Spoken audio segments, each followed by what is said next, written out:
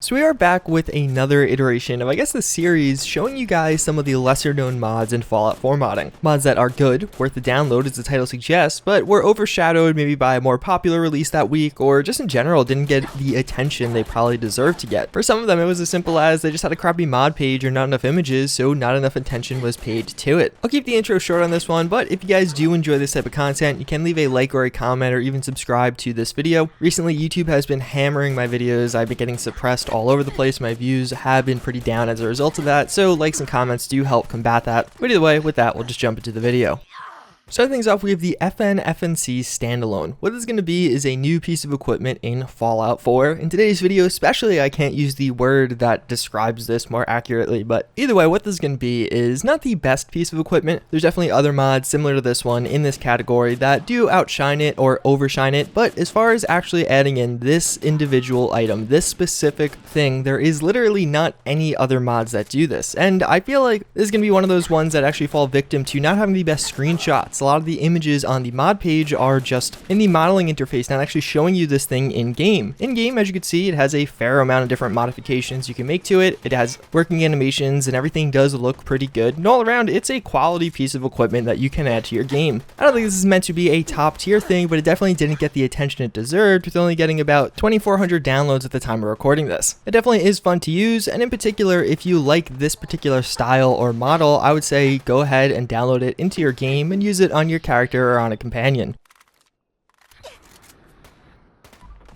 So this one actually does stand out a little bit more than the previous one. Northern Exposure is going to add in 10 new settlements into Fallout 4, but these settlements are going to be pretty distinctive compared to some of the other ones. While a lot of the settlements in Fallout 4 actually take place in abandoned buildings or just a location of some sort, the 10 new settlements added in by Northern Exposure actually are going to be in the wilderness. They're going to mostly be around the northern part of the map, hence the name Northern Exposure. Many of them will just be by a creek or have a bunch of trees on it, maybe on a hill somewhere. But at the same time, it makes it way cooler when you actually build that settlement up. Obviously, I would recommend using this with sim settlements. They have like the wood platformed ones, so you could actually place them on uneven terrain such as these settlements. And a lot of these actually are really cool and scenic locations. These settlements will look like you actually built a little town in the middle of nowhere, which is not something you could really do with a lot of the other settlements. There's no real roads up here, and again, many of these are at the northern border of the map, which is really obscure and there's just not a lot going on. There's no roads connecting to different settlements. And yeah, I think it's a good mod that definitely deserves quite a bit more attention.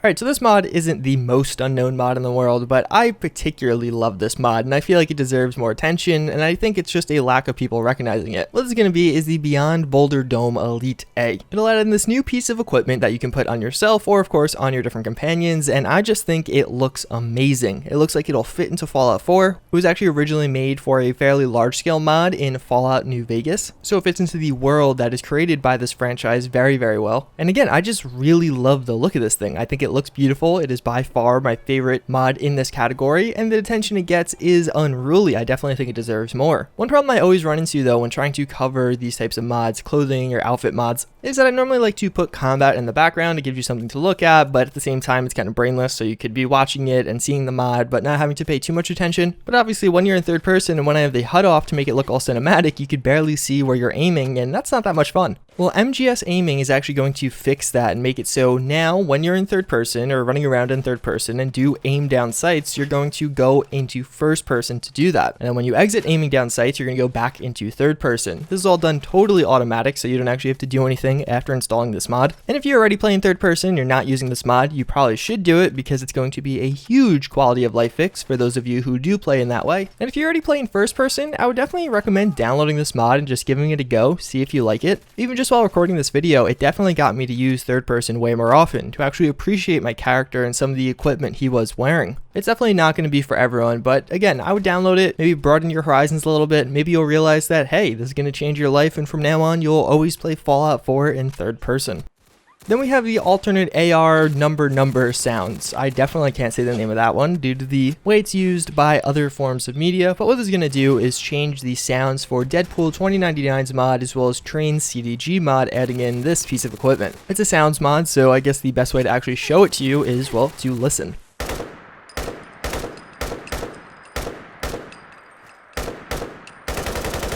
My systems are eager to absorb you.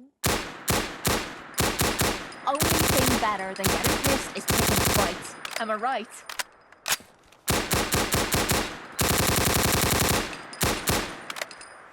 Humanity has For this one in particular, I feel like there's not that much more to say. Do you like what you just heard? Do you like the change this mod brings to the table? If so, download it. I personally like it. I even feel like it actually refreshes the game a little bit. This is a mod that's been out for quite a while at this point, and I've used pretty much since it came out consistently. And having those new sounds actually is quite refreshing. Even though everything else about this mod is totally identical to the original or older version, the sounds are a pretty significant component of that, especially when you actually hear other people using it. You hear it in the distance, you'll be like, oh, it's that new mod, that's cool. But even independent of the fact that this one is simply different and refreshing, I personally find these to be a little bit better sounding than the vanilla option. So for that reason, it's definitely going to earn a permanent spot in my load order.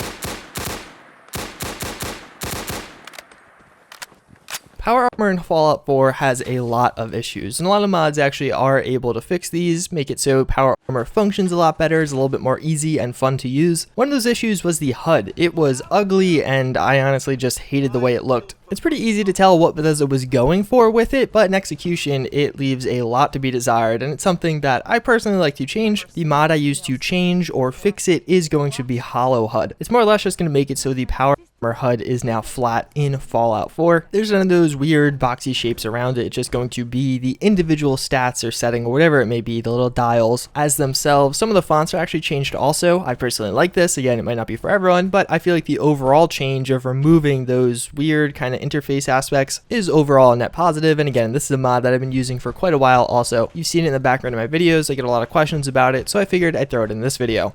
Then we do have the BF1 animation pack for the M1911A1. Yeah, there's a reason I said it that way. I know that's not the way most people would say it, but I'm also technically correct. Either way, this is actually going to be for a mod that a lot of people haven't downloaded, which is kind of unfortunate. Both the animations and the base modded effects itself are two underrated mods, but I figured I'd just show you the animations because they in particular are pretty nice. The BF1 animation pack is something that Zest of Lemon has been adding consistent iterations to. Most recently, we actually got one for the Mosin. And what it's going to do is actually recreate or have inspired by animations in Fallout 4, then being inspired by Battlefield 1, of course the very popular game. This is not a rip or a port of the Battlefield 1 animations. What it actually is going to do is actually just look at those and be very similar. Somebody is actually recreating these, but again, there's a lot of inspiration from that other game. With this instance in particular, I feel like it's very aggressive. It makes it so when you're actually handling and taking down different enemies, it's just way more fast paced, and when you're running around, it just looks all around really cool. This is another one that's pretty subjective. I personally really like these changes, especially the one-handedness. I feel like it kind of mixes things up and it feels very different than a lot of the other animations in Fallout 4, but maybe you totally disagree, and in that case, you don't have to use these at all.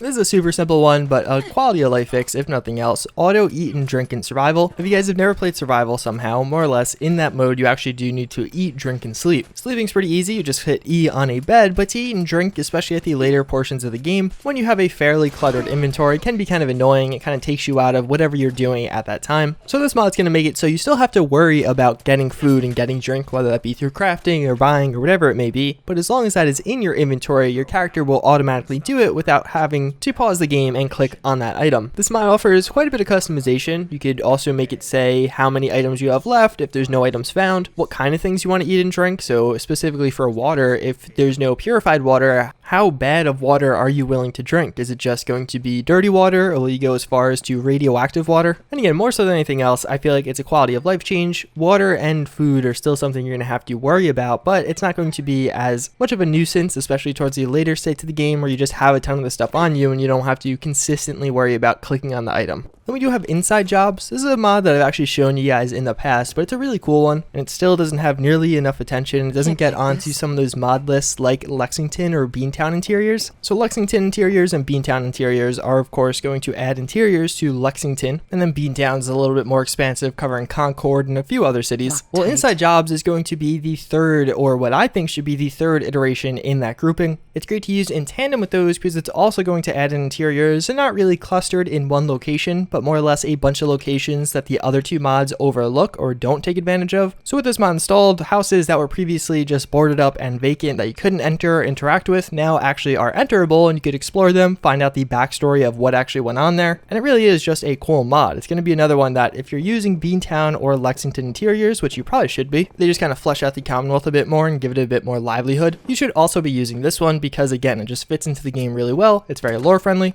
and the mod authors behind this do add in their own little custom stories that fit into the overall theme of Fallout 4 quite well. They're very similar to the little stories Bethesda develops in their own custom made interiors. So last but not least, we have, or really don't have, Creation Club faction overhauls. So I spent literally hours trying to get this mod to work for this video. I tried different configurations, and for whatever reason, with my particular load order, I cannot get it to work. With that being said, a lot of other people seem to be able to get it to work with relative ease based on the posts and the comments on the mod page itself, so I'm going to feature it in this video even though I don't have any footage of it working. What it's going to do is make it so if you've purchased some of the different paint jobs through Creation Club, those will actually be applied to those respective factions now. So if you purchase the Institute paint jobs, for example, the Institute or Institute coursers, whatever you run into, if they're wearing combat armor or whatever armor, will have the Institute paint job on that armor now. This applies to all kinds of equipment, and it definitely is a great change to the Commonwealth. It makes it so these things are naturally integrated. Honestly, the Creation Club variant probably should have done this to begin with. And again, I really want to use this mod. Unfortunately, I can't for whatever reason. I've quite literally tried many different things, disabling armor keywords, using Creation Club patches for armor keywords, and disabling a ton of other mods that I thought might conflict. Either way, down the link down below, there's screenshots on there showing you what it actually does.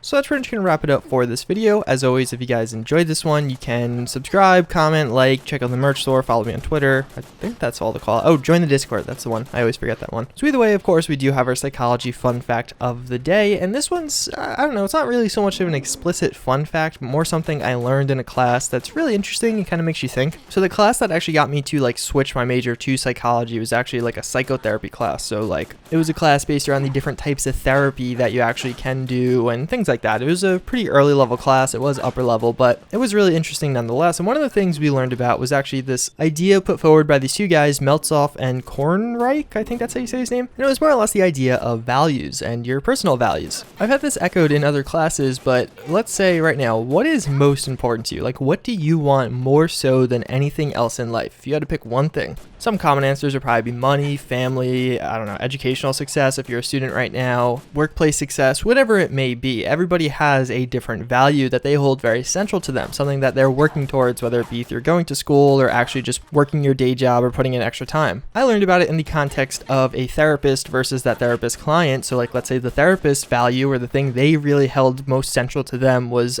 helping other people. They don't really care about the money aspects or having a ton of success in life, but if they've helped a lot of people, that's what's going to be fulfilling to them and make them happy. Let's say, on the other hand, the client has money as their most valuable thing. That's what they really want to achieve, and that's how they're going to judge themselves going forward, is how much money they're making, how much money they have. The idea really isn't so much that one of these is right and one of these is wrong. It's more so that it's important to be understanding and conscious of this. In the therapist's viewpoint, if they value helping other people so much, they might see something that somebody does who values money very centrally to be weird or wrong even. If they're taking a job that isn't helping as many people but making them more money, they may be quick to judge that as the wrong decision, even though in reality for that individual person, the person taking that job, maybe it's the right decision for them because it's helping them achieve what they actually want. And again, the reason I bring this up is I feel like this is something important to keep in mind in life. Whatever you value most centrally to you and whatever you want to get in life might not be what somebody else wants. So when you're judging them or looking at what they're doing, it may just be that you don't value the same things. I don't know, maybe that was kind of tangenty, but I just think it's important to be cognizant of what people valued and how it actually varies from person to person. Either way, that's pretty much going to wrap it up for this one. As always, again, I thank you guys for watching. I do hope you enjoyed this video, and I hope to see you all next time.